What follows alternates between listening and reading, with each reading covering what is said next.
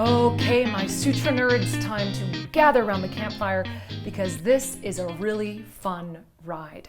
We have reached the point in the Yoga Sutra of Patanjali where we are encountering what many consider to be one of his most famous sections, and that is the 8 limbs of yoga, Ashtanga Yoga. And not to be confused with that very vigorous style of yoga created by Pattabhi Jois, this is the 8 philosophical limbs of yoga, and these are quite wonderful. So come on around the campfire and let's dive in.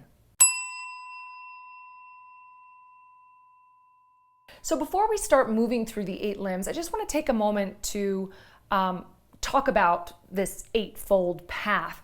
And this is mirrored in a lot of the other spiritual traditions of the time. But this 8-fold path, it can be easy to think of that as sort of a ladder that you're supposed to climb. So you start at the first step, get that down, become an expert at that, climb to the next step, climb to the next step. And I just want to change that image a little bit in your mind. Rather than thinking of this 8-fold path as being progressive, like you got to do one and then the next, instead think of them as limbs, like the limbs on a tree. So if you think about a beautiful tree with its big branches, these are like the branches, and they collect sunlight and rain, and the branches nourish the root system, the trunk of the tree, which is you and your connection to what is deep and whole within you. But these limbs, one isn't better than the other. You don't kind of like have to do them necessarily in order. All of them together work to feed you and support your wholeness and sense of well-being. So just to frame it a little bit like that. So let's dive in. So we are in the second pada, and we are Sutra 29. And in this one, Patanjali goes ahead and lays out the 8 limbs of yoga. The 8 limbs of yoga are 1. Yama, 2. Niyama, 3. Asana, 4. Pranayama, 5. Pratyahara, and then the last 3 are stages of meditation, dharana, dhyana, and samadhi. And we are going to dive into each limb one by one. Sutra 230. Yama, so this is the first limb of yoga. But the first limb of yoga is a little confusing because it actually has 5 parts. So it's like you get more for your money, right? It's one limb, but it actually has 5 parts to it. So in 230, he says, Yama consists of, and here are the 5 parts, nonviolence, truthfulness, non-stealing, continence, and non-greed. So yama, the word yama, has been translated as restraint or abstinence. Some of the other ways that yama has been translated, self-restraint, the laws of life, abstention, restraint. So if you've ever heard the word pranayama, which is breath control, that is like restraint, yama, of the prana being the life force. So yama is restraint, ayama means kind of freedom. So these are restraints: nonviolence, truthfulness, non-stealing, continence, which is chastity, and non-greed. But a word on the yamas before we dive in. The yamas and the niyamas, which are the first 2 limbs of this big 8-branched tree, are often thought of as like the 10 commandments. They kind of sound like rules, right? Like if we think about Western spiritual tradition in the Bible, it's like you shall not kill, like you shall not covet your neighbor's wife. And those sound like rules. And so the yamas can sort of sound like rules, like don't be violent, tell the truth, don't steal. But I kind of want to reframe that because I think that's actually a rather superficial reading of what they are. Rather than thinking of the yamas as rules to follow, instead, I think a more interesting and accountable way to view them is as signposts. In other words, when I find myself wanting to be non-truthful or be violent, that is a clue that we need to look a little bit deeper. And we're going to explore this a little bit more as we go through each one. So the yamas, rather than thinking of them as rules, instead, let's look at them as like little mysteries to solve. And one more thing. The 8 limbs of Patanjali are pretty much like the most famous part, I'd say, of this text. And sometimes people can forget that it exists within the wider context of this whole book. So I just want to cast our minds back to the second sutra of this entire text. If you'll recall, it's like the thesis statement for the whole thing. It's the main idea of all of Patanjali's work, which is Yogas Chitta Vritti Nirodha. Yogas Chitta Vritti Nirodha, which means yoga, being in union, being in yoga, is the restraint of the fluctuations of the mind stuff. In other words, when we are in a state of yoga, we're not caught up in all of those thoughts and feelings and desires and identifications that are so often running through our minds. When we restrain those, like we experience in meditation sometimes, or in Shavasana, or on a walk through the woods, Patanjali says, hey, when you restrain the fluctuations of the mind, that's when you recognize who you really are, which is your soul, which is the centeredness, your wholeness, your intrinsic being. Otherwise, we forget and we think we're all the hamsters. We think we're all that stuff that's running around in our head. So the 8 limbs, even though we're much farther into the book now, I just want you to keep in mind that the 8 limbs are in service of that main idea. So the 8 limbs are tools to help us remember that we're not all the crazy thoughts in our head, right? So when we think about, for example, the yamas, nonviolence, truthfulness, non-stealing, celibacy, and non-greed, these are tools to help us experience and come into that state of grace where we're not driven by our thoughts all the time. So I think it's just really good to keep in mind that these are in service of the main idea of the text, which is Yogas Chitta Vritti Nirodha. All right, with that in mind, let's take a look at the next one.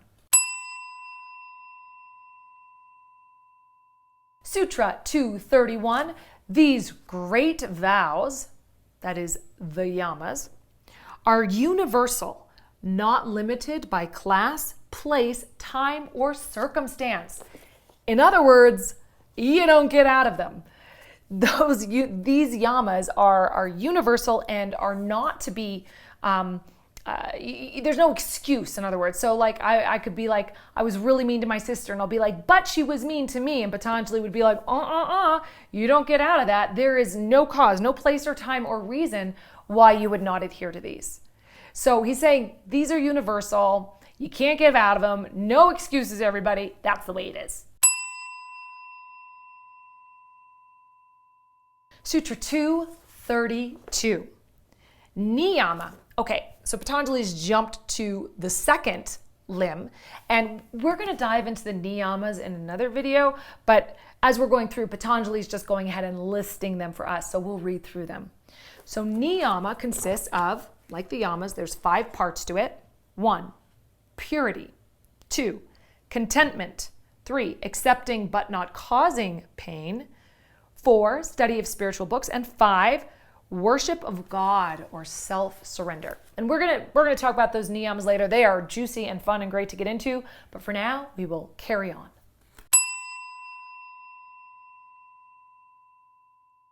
This one is such a good one. Sutra 233. This one, you guys, I want you to mark this one up. I mean, these are all great, but this one is particularly awesome.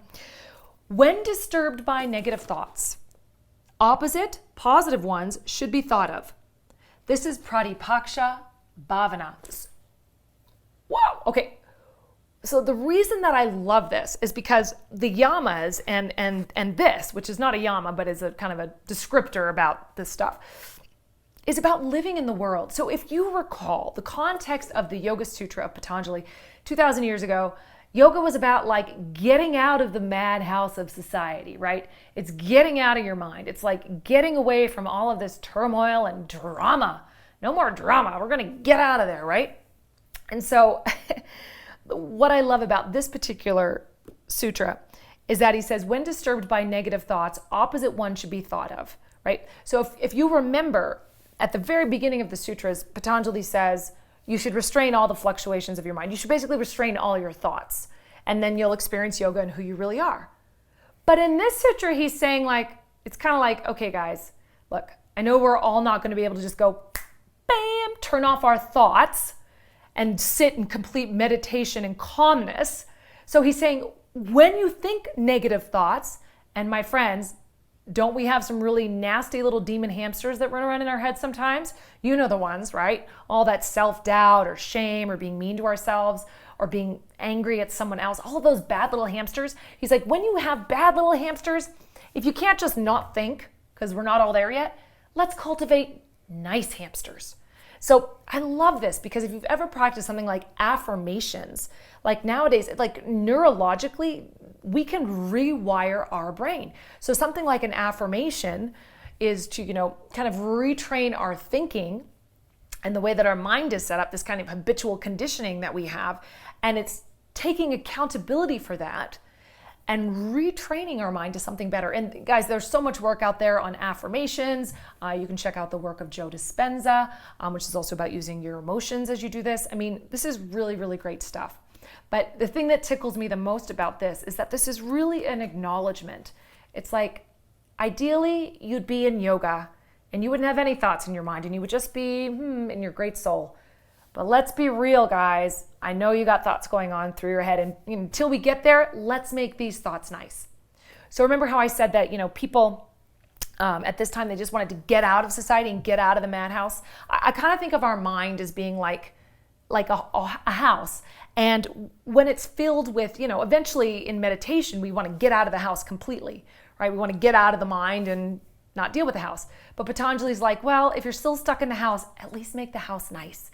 Decorate it, clean it up, get the little, lint balls out of the corner. So let's make our mind a nice place to be, a positive place to be. He's like, that's a step towards yoga. So this is why I love Pratipaksha Bhavana. It's really an invitation for us to take a responsibility for cleaning up some of the clutter and the debris and the nasty thoughts that we might have developed for very, very good reasons over the years. He's like, let's take a look at that. Let's clean that up. Let's cultivate something positive.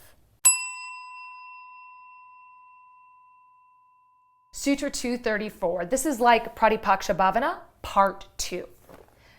He writes, when negative thoughts or acts such as violence, etc., are caused to be done or even approved of. So he's like, okay, so if you've got those nasty thoughts, and if you, or if you do something that's mean, whether it's mild, whether it's like something tiny, something medium, or something, or extreme intensity. So whatever, if it's something that's a little baby mean thing or a really big, terrible act, whether it's incited by greed or anger or infatuation, this is based on ignorance, and it brings a certain pain. So what he's saying is that when you do something nasty, this is based on ignorance. And ignorance, again, remember, is the great mistake. Ignorance is when I believe that I am all the thoughts in my head rather than that space of stillness and wholeness and quiet that is within me when my thoughts and emotions are quiet. So back to Yogas Chitta Vritti Nirodha. He says, when we do something that's mean or bad, it's because we're making that fundamental mistake. Let me put it this way. When we're working out in the world, right? When we're participating in our lives, very often, rather than seek a sense of wholeness and completeness within ourselves, we're pretty much trained to find it outside of ourselves, right? When I get the job, when I get the guy, when I get the house, when I'm famous, when I'm successful, when I have money, then I will be complete. So I've just taken my sense of worthiness and I've exported it and made it dependent on something outside of myself. That is ignorance. That is part of the fundamental mistake we make, because we're caught up in believing these thoughts in our head, which tell us to source our happiness from outside us, rather than being in that stillness and wholeness that lies within. And folks, this is the only place it's going to come from, is inside, right? There's unlimited things out here we can try to attach our sense of self to. So what he's saying in 234 is that when we do something bad, it's born out of that fundamental mistake. And isn't that true? When we're mean or we do something that's not great, generally, it's because we think we have something to lose. And we think we have something to lose, whether it's our face, our reputation, love, approval from someone else. We've put our sense of worthiness outside of ourselves. So now I've got something to lose. If it's inside me, I can never lose it. So what Pratipaksha Bhavanam is an invitation to here is to notice if I do something that's not in alignment with kind of my core values and sense of grace and kindness, well, it's an invitation for us to look a little bit more deeply and go, what am I confused about? What am I putting my sense of self-worth, infusing my sense of self-worth into that's outside of myself? And it's a wonderful, wonderful investigation to undertake, and it'll keep you busy for the rest of this lifetime and beyond. Now that Patanjali has introduced kind of the 8 limbs, now we're back to the yama, right? So we kind of took he sort of introduced the 8 limbs and then gave us some little jewels and tidbits. And now he's back to talking about yama, and in particular, the first yama. So remember, there's 5 components to the first limb, yama, and the first one is nonviolence. So here we go. In the presence of one firmly established in nonviolence, all hostilities cease. Wasn't that the truth? When you're established in nonviolence within yourself, things around you will get calm, right? Because there's nothing to latch onto. It's when we get defensive, or we placate, or we feel bad, or we get angry. That's when we keep this cycle of violence going. But to one who's really established in nonviolence, all of that kind of stops.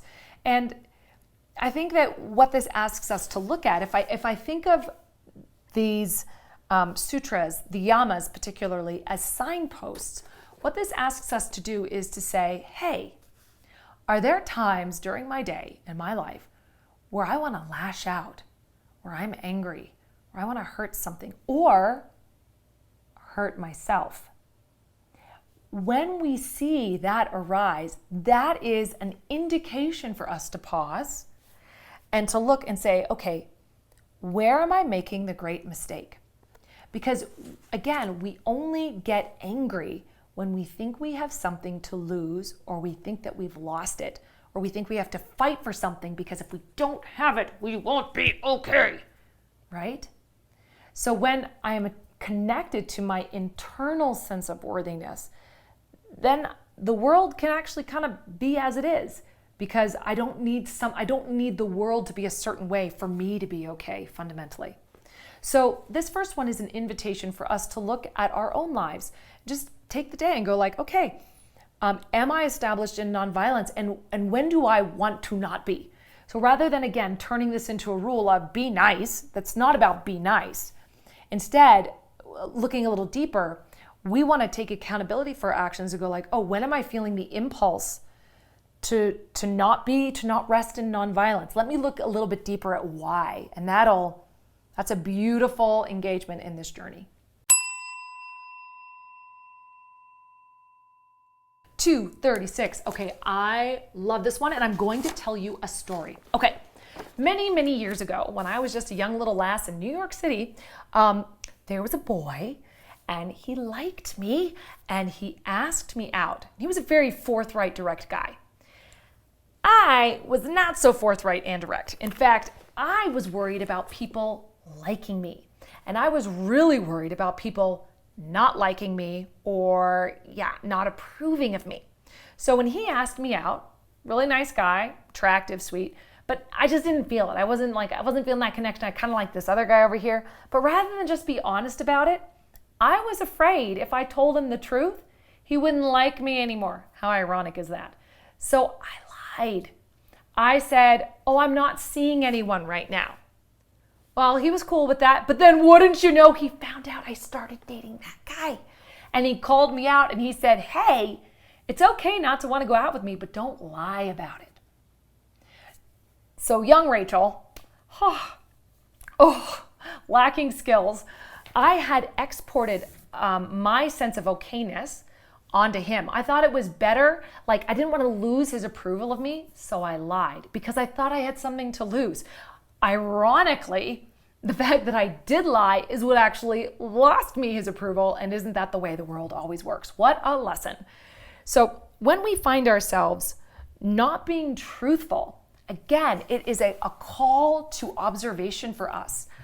What am I protecting by lying? Because lying creates a whole world of, it takes a lot of energy to lie and to keep up stories, even little ones.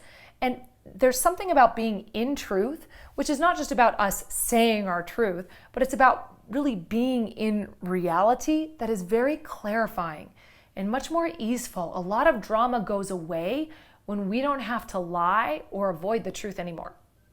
And Satya isn't just about like speaking truth to the other people around us, but it's also about being in truth ourselves, being willing to be in reality as it is.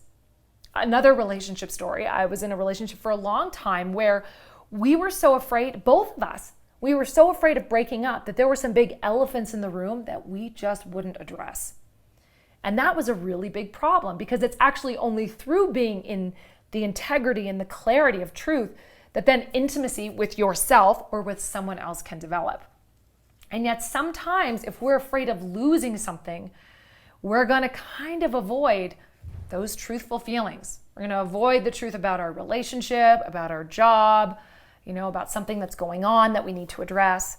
So here's an invitation to notice when I want to lie or when I want to avoid the truth, what am I afraid of losing? And where is my confusion around that? Again, we don't have to go out and just blab our truth. That's not what this is about.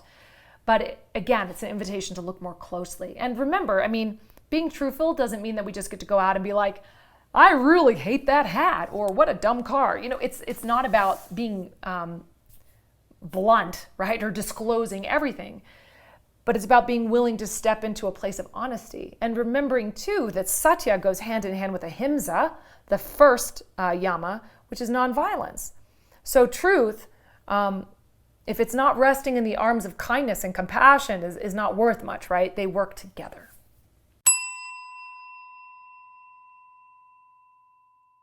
Sutra 237, to one established and non-stealing, all wealth comes. Have you ever wanted to steal something? I used to work at a job where I felt really underappreciated and I totally wanted to take the office supplies. I'd be like, they won't notice if I take this paper home for my copier, right? So there was a desire to take because again, I felt wronged or I didn't feel okay in myself. So when we steal something, it's coming from a sense of lack. And we can steal lots of things, not just office supplies, but someone's time, someone's energy, someone else's ideas. In yoga, oftentimes students will ask me well, is it okay to use your cueing, Rachel?